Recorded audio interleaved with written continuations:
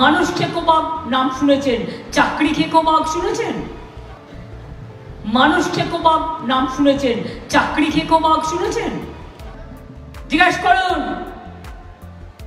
Ration দিতে, free ration দিতে কত টাকা লাগে বছরে?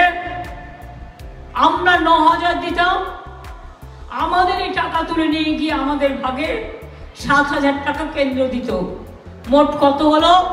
16,000 কোটি টাকা।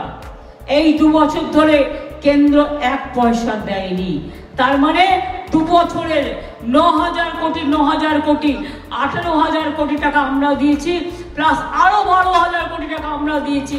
অর্থাৎ সম্পূর্ণ রেশন বিনা পয়সায় আমরা দিই, আমরা দেব এবং আমরা দিয়ে যাব।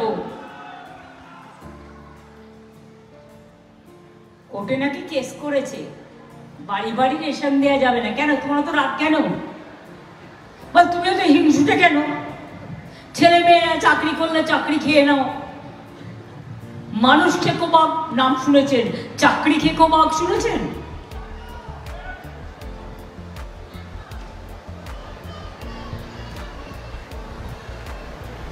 যা যা করে বেড়াচ্ছে। আর এবার আসলে বাই চান্স যদি আসে, আসতে দেবেন না, সর্বনাশ করে দেবে।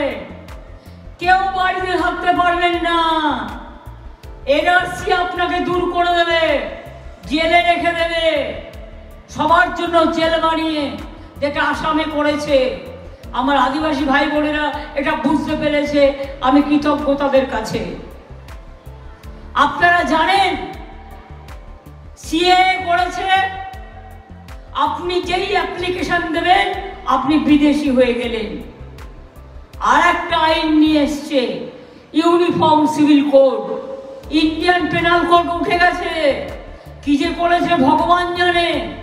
ইউনিফর্ম সিভিল কোড মানে কারো কোনো অস্তিত্ব থাকবে না, ভূমিজুরও থাকবে না, আমারও থাকবে না, বাউরিরও থাকবে না, বাপ্তিরও থাকবে না, হিন্দুরও থাকবে না, মুসলমানেরও থাকবে না, জয় জোহারেরও থাকবে না, ট্রাইবেলদেরও থাকবে না। এটা মাথায় রেখে দেবেন। দেশে কেউ থাকবে না, উনি একা থাকবেন।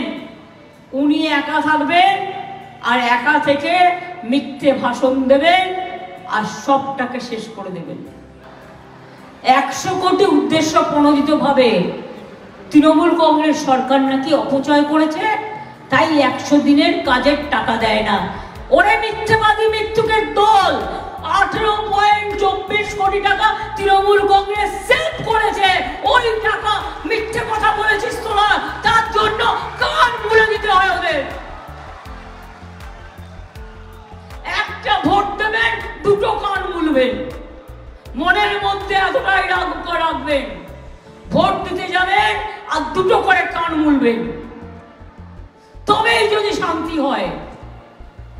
কিন্তু আমি আপনাদের বলি, বাংলায় হাত দিলে হাত গুটিয়ে দেবে মানুষ।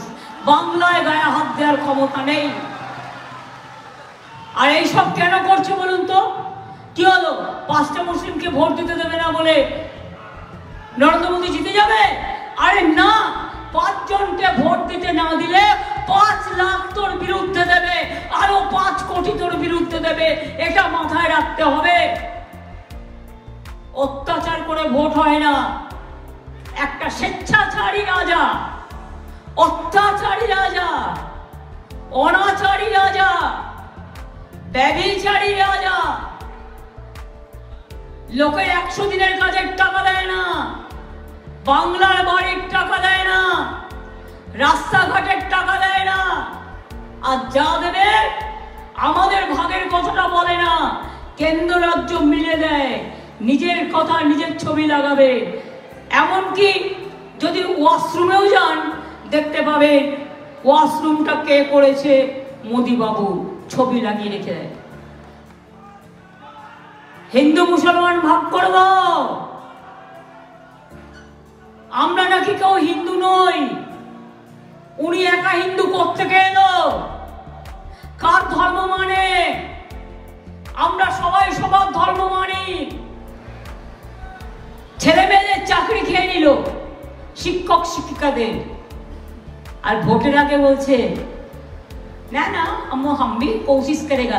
क्या करेगा? तुम्हारा सीबीआई तो रिपोर्ट दिया, तुम्हें तो सीबीआई के दिया रिपोर्ट करिए ছেলে মেয়েগুলোর নামে যারা যোগ্য তাদেরও তুমি চাকরি খেয়ে নিয়েছো। আমার 10 লক্ষ চাকরি রেডি আছে, শুধু বিজেপি আর সিপিএম এর লোকেরা কোর্টে চলে যাচ্ছে আর একটা করে পিল করছে, আর ওরা পিল করলেই ব্যাস হাইকোর্ট দিয়ে দিচ্ছে। আমাদের বেলায় জেল, ওদের বেলায় বেল, এই করে মোদি বিজেপিকে করছে সেল। এই হয়ে গেছে অবস্থা।